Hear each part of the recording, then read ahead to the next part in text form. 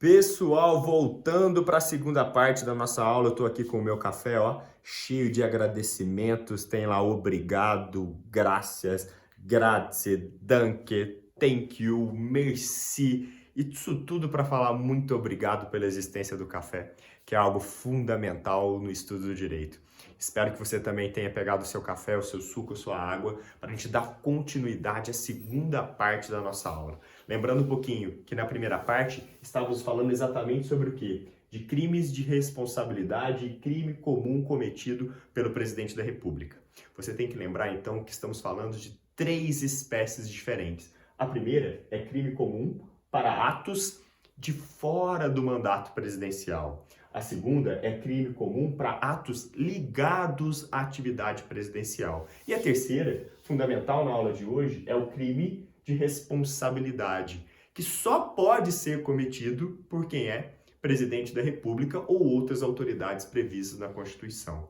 Note o seguinte, que as consequências para o crime comum são diferentes da consequência do crime de responsabilidade, como fica claro no finalzinho do seu slide.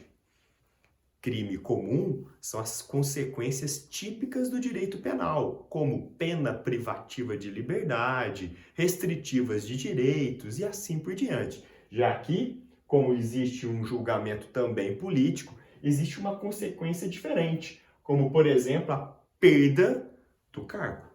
Tudo bem com isso? Então, diante desta informação, nós temos que entender o processo, o procedimento, como será o desenvolvimento dessa responsabilidade criminal do presidente da República. E a primeira coisa que você tem que prestar atenção é a seguinte: o crime comum de atos estranhos ganhou o anjo, ele está imune. Então iremos analisar agora dois aspectos diferentes: o crime comum para atos ligados à atividade presidencial e o crime de responsabilidade. Então eu vou sair mais uma vez à sua frente, faça uma fotografia mental e vamos para o próximo slide. Pronto, espero que tenha memorizado e agora vamos partir para a segunda etapa e a etapa nova desta aula, que é na hora que vamos falar do quê? Do desenvolvimento, do andar, do caminhar desse processamento do presidente da República por crime. Lembrando o seguinte, que a primeira coisa que acontece é sempre uma denúncia, uma queixa, uma representação, que pode ser feita pelo Ministério Público, como, por exemplo, na figura do chefe do Ministério Público Federal, que é o Procurador-Geral da República. A gente abrevia, eu até colocaria embaixo aqui de quem está anotando, PGR, Procurador-Geral da República. Para quem não tem domínio ainda, coloque o chefe do Ministério Público Federal. Tudo bem? Então, lembrando, começa com o quê? Com uma queixa, com uma denúncia ou com uma representação. Só que agora é diferente. Eu sempre gosto de citar o famoso Michel Teló. A pegada é diferente porque o presidente da República possui prerrogativas. E qual é a primeira prerrogativa que o presidente da República tem em relação ao desenvolvimento da sua responsabilidade penal? A primeira coisa é que todos esses fatores iniciais são encaminhados para a Câmara dos Deputados Federais. O que vai acontecer na Câmara dos Deputados Federais? Uma análise para ver se é recebida esta denúncia ou ela não será recebida. Então preste atenção no que acontece. Existe a denúncia e ela não é encaminhada ao juiz, ela não é encaminhada ao órgão julgador, ela é encaminhada exatamente para quem? Para a Câmara dos Deputados. É a Câmara dos Deputados que vai decidir se vai continuar ou se não vai continuar. Então preste atenção, o que a Câmara dos Deputados faz é um verdadeiro juízo de admissibilidade. Se será admitido esta denúncia contra o presidente da República ou se não será admitido esta denúncia contra o presidente da República. E aqui vai uma informação importantíssima. A escolha do presidente da Câmara dos Deputados é uma escolha fundamental, porque se o presidente da Câmara quiser arquivar sozinho a denúncia, ele pode fazer. Olha só o que eu estou te falando. O presidente da Câmara dos Deputados, se achar que aquilo não é conveniente, se achar que ela não é bem feita, que é uma denúncia que não tem embasamento legal, ou é uma denúncia que não tem pertinência com a realidade, ele pode simplesmente arquivar. Porém, por pressão política ou por qualquer outra situação, o presidente da Câmara dos Deputados resolver levar esta denúncia a plenário, ela será votada. Então, os deputados terão que votar para analisar se vão receber ou não aquela denúncia. Por isso que eu coloco no seu esquema como um juízo de admissibilidade. Então, recapitulando, qual é o processo? Alguém faz a denúncia, que tem que ser destinada imediatamente à Câmara dos Deputados, para que se faça um juízo de verificação, para que se faça um juízo de admissibilidade, para dizer se pode ou não pode ser processado o presidente da República. E aí vem um dado que você não pode esquecer. Quantos votos são necessários na Câmara dos Deputados para que se receba a denúncia contra o presidente da República? Olha, anota com caneta diferente. Anota rabiscado por cima. Anota de um jeito que chama a atenção. Se fosse no meu caderno, eu desenharia um símbolo do São Paulo. Porque é muito importante. Isso não cai em prova, isso despenca. Quantos votos são necessários para que ocorra um juízo de admissibilidade positivo? 2/3 dos votos dos deputados federais. Eu não disse 2/3 dos presentes na sessão. Eu disse 2/3 de todos os deputados federais. Então você tem que lembrar sempre deste número. Quantos votos são necessários para que se aceite a denúncia contra o presidente da República? 2/3 dos votos. Rafael, essa denúncia, esse crime, é para qual tipo de crime? Se você voltar no slide passado, você vai lembrar que o que vem para análise da Câmara dos Deputados é o crime comum ligado à atividade presidencial e o crime de responsabilidade. E o crime comum para atos estranhos à atividade presencial? Ganhou o anjo, está imune, assim como no Big Brother, não pode ser indicado para o paredão. Então estamos falando dessas duas hipóteses, crime de responsabilidade e crime comum de ato inerente à função do presidente da República. Combinado em relação a isso? Então volta aqui. Faz a denúncia, manda para a Câmara dos Deputados para que ocorra um juízo de admissibilidade. Quantos votos são necessários aqui? 2/3. 2/3 dos votos dos deputados federais. Se conseguir essa maioria, teremos prosseguimento nesse processo. Então, note que isso tem um nome. É chamada de uma autorização prévia dada pela Câmara dos Deputados Federais para saber se o presidente da República será processado ou não processado. Porque se a Câmara não autorizar, o presidente da República não será processado. Combinado com essa informação? Então vamos prosseguir. Primeiro passo, alguém encaminha para a Câmara dos Deputados, onde ocorre um juízo de admissibilidade, que é chamada de autorização prévia. No meu exemplo, nós vamos pensar que a Câmara queira que o presidente da República seja processado. Então o que vai acontecer? Conseguimos mais de 2/3 dos votos. Então teremos prosseguimento. E aqui que nós temos que lembrar daquela divisão do slide passado. Por quê?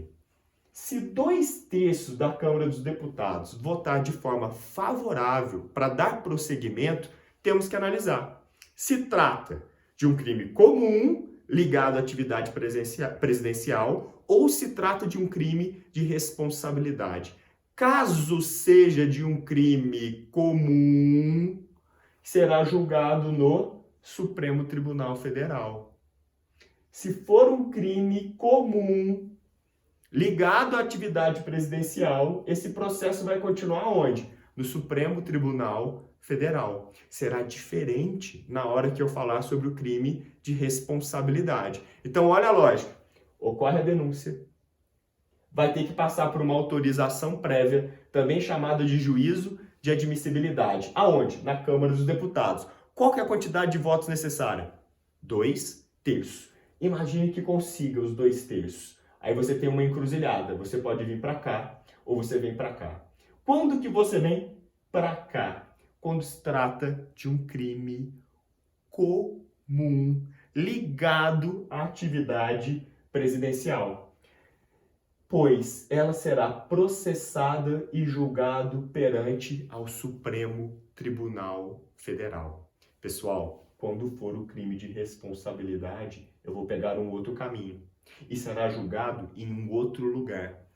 Imagina se você fosse examinador, se você quisesse testar pessoas para ver se conhecem ou não conhecem o procedimento previsto na Constituição Federal. O que você faria? Você trocaria o local. Ou você trocaria a quantidade de votos exigidos pela Câmara dos Deputados para dar prosseguimento, chamada autorização prévia. Por isso, toda essa parte do nosso estudo tem que ser feita de forma gradativa. Não adianta você querer pegar todos os conhecimentos em um único lance. É passo a passo. Eu sei que tem gente acelerando a aula, colocando a aula em 2.0. Pode fazer? Pode fazer. Só não reclama que eu tô falando rápido, hein? Porque dá até para colocar ela um pouquinho mais lenta. Eu vou falando mais assim. Ou também eu posso falar um pouquinho mais rápido, falando sobre todos os elementos. Mas eu prefiro ir na velocidade normal, indo junto com vocês. Lembrando, tem dúvida? Para a aula, anota. Vamos fazer troca de mensagens, teremos live para discutir os assuntos. E vamos com calma. Então, voltando para cá. Faz a denúncia, Câmara dos Deputados, juízo de admissibilidade com nome de autorização prévia. Quantos votos precisam? 2/3. Se for um crime comum ligado à atividade presidencial, será julgado no Supremo Tribunal Federal. E aí vai acontecer o seguinte: na hora que esta denúncia chegar ao Supremo Tribunal Federal, o Supremo Tribunal Federal, por se tratar de um crime comum, vai fazer como qualquer outro processo criminal. Vai analisar se estão presentes os requisitos para receber essa denúncia.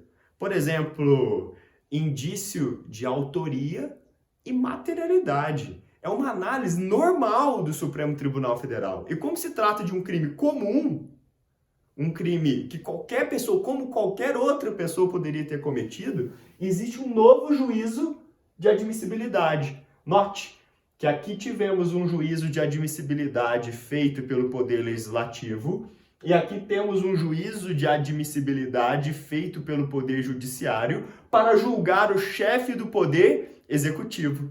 Então, em uma única linha, nós trabalhamos com os 3 poderes da República. O Poder Executivo, que está sendo julgado, que teve que passar pelo crivo do Poder Legislativo, pois tem que dar o juízo de admissibilidade, a sua autorização prévia, e depois ainda passa por um juízo de admissibilidade do Poder Judiciário. Note que o juízo de admissibilidade não tem nada a ver com o mérito, com a decisão. É um juízo só para analisar se recebe ou se não recebe a denúncia. Que quer dizer, se vai julgar ou não será julgado. Então existe uma decisão para julgar, se vai julgar ou não vai julgar, entenderam? De novo, existe um juízo de admissibilidade pela Câmara dos Deputados, que é chamada de autorização prévia. Se for um crime comum ligado à atividade presidencial, vai ser julgado aonde? No STF. Por que é julgado no STF? Porque o presidente da República goza de um foro privilegiado. Você, se cometer esse mesmo crime comum que o presidente da República, não será julgado pelo Supremo Tribunal Federal. Vai ser julgado pelo Supremo Tribunal Federal o presidente da República porque ele possui um foro privilegiado. Tranquilo com essa informação? Não se perca. Vamos juntos aqui. Se existe um foro privilegiado, esse foro privilegiado do presidente da República é o Supremo Tribunal Federal. Pessoal, calma e concentra comigo. Esse tribunal, que é o tribunal de superposição, o tribunal de maior hierarquia, também chamado de guardião da Constituição, vai fazer um novo juízo de admissibilidade. Como assim? Ele vai analisar se existem elementos efetivos para que o Supremo analise aquele caso. Então, existe um juízo de admissibilidade aqui e outro juízo de admissibilidade aqui. Então, para o crime comum, ligado à atividade presidencial, temos dois juízos de admissibilidade. Um feito pela Câmara dos Deputados e o outro realizado pelo Supremo Tribunal Federal. Pergunta fácil de você lembrar. Qual é o foro? Foro é o local. Qual é o foro que o presidente da República será julgado por crime comum relativo a atividades presidenciais? Muito fácil.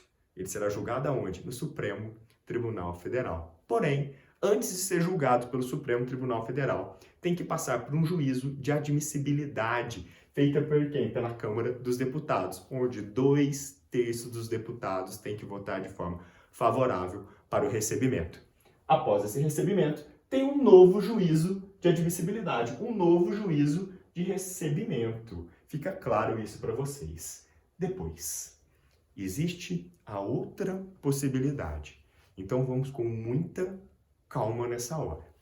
De novo, imagine que tem uma denúncia que chegue na Câmara dos Deputados, que passe com os 2/3, ou seja, que seja admitida no juízo de admissibilidade, que receba essa autorização prévia para ser processado.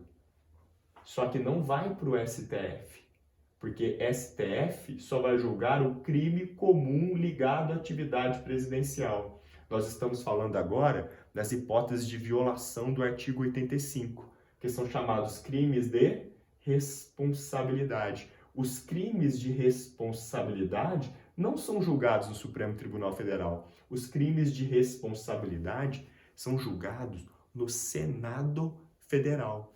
Percebeu que existe um foro diferente? Que existe um local de julgamento diverso para crime comum ligado à atividade presidencial, Supremo Tribunal Federal.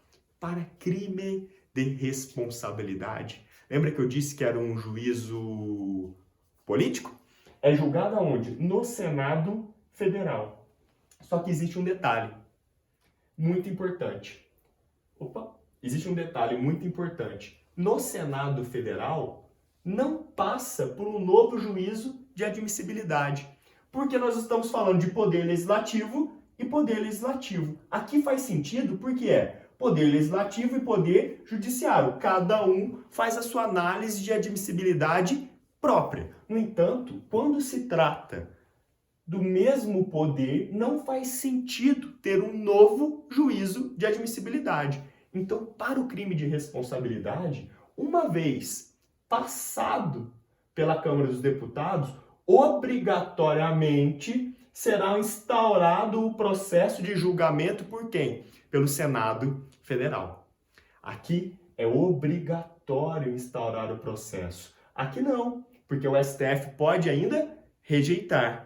Aqui, passou pela Câmara dos Deputados, é obrigatório que o Senado Federal dê prosseguimento nessa análise. Eu não disse que ele será condenado, mas que vai ser recebido com toda a certeza. E existe um detalhe especial aqui. Essa sessão de análise do Senado Federal não é comandada pelo presidente do Senado. Ela é comandada pelo presidente do Supremo Tribunal Federal. Note que não é julgada no STF, mas o presidente do Supremo Tribunal Federal é a pessoa responsável por conduzir essa sessão. Ele é a pessoa responsável por organizar essa votação. Ele não vota, mas ele organiza toda aquela discussão.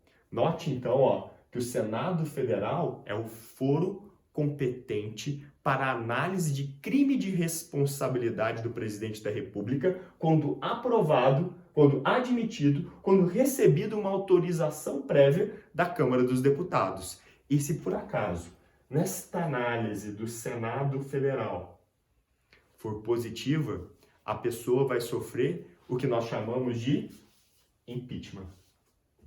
Este é o processo do impeachment.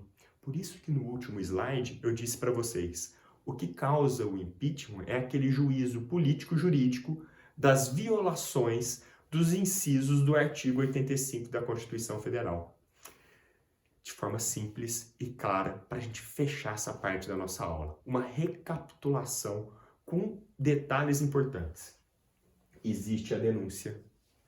Ela é encaminhada obrigatoriamente à Câmara dos Deputados para que receba ou não a autorização prévia. Isso tem o nome de juízo de admissibilidade. Uma vez recebido esse juízo de admissibilidade, nós temos que perguntar, é um crime comum ligado à atividade presidencial ou se trata de um crime de responsabilidade? Porque dependendo da sua resposta, o caminho será diverso. Se você responder para mim, é um crime comum, você pega este caminho e a discussão será onde? No Supremo Tribunal Federal. Se trata de um crime comum, passando por um novo juízo de admissibilidade, agora feito por um outro poder.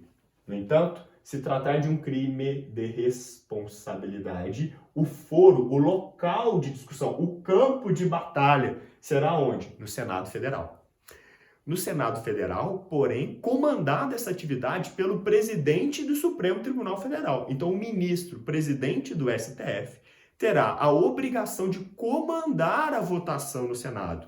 Porém, ele não vota. E caso essa votação seja positiva, a pessoa vai receber a pena de impeachment. Isso volta em algo que eu já tinha dito para vocês.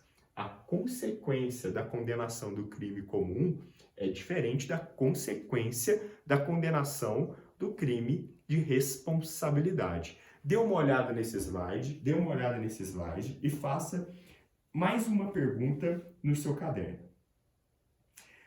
Minha pergunta é: presidente da República pode ser preso por decisão do direito civil? Por exemplo, imagina que o presidente da República não pague pensão e ele está devendo pensão. Ele pode receber aquela sanção, aquela prisão civil, onde se coloca preso a pessoa para coagir a pessoa a pagar a pensão?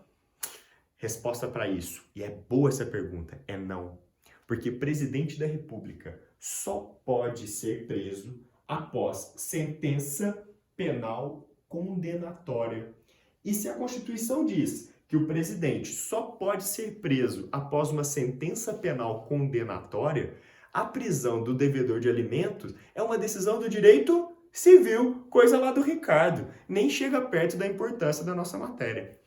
Tá avisado sobre isso? Essa observação que eu fiz no finalzinho aqui da aula está prevista no artigo 86, parágrafo 3º da Constituição Federal. Então, para um pouquinho a aula e coloca essa observação. Aí, no finalzinho da sua matéria, coloca assim: presidente da República só pode ser preso por decisão judicial transitada em julgado. Então, o que a gente precisa? De uma sentença penal condenatória. Após essa sentença penal condenatória, é possível a prisão do presidente da República. E por isso, jamais poderá acontecer uma prisão no estilo civil do presidente da República. Pessoal, essa informação é importante. Tudo que nós discutimos nesses dois blocos são tão relevantes que eu vou começar a nossa próxima aula fazendo um checklist e passando por todos esses artigos discutidos da Constituição Federal. Hoje, o que ficou claro para vocês é o esqueleto que tem que estar na sua memória.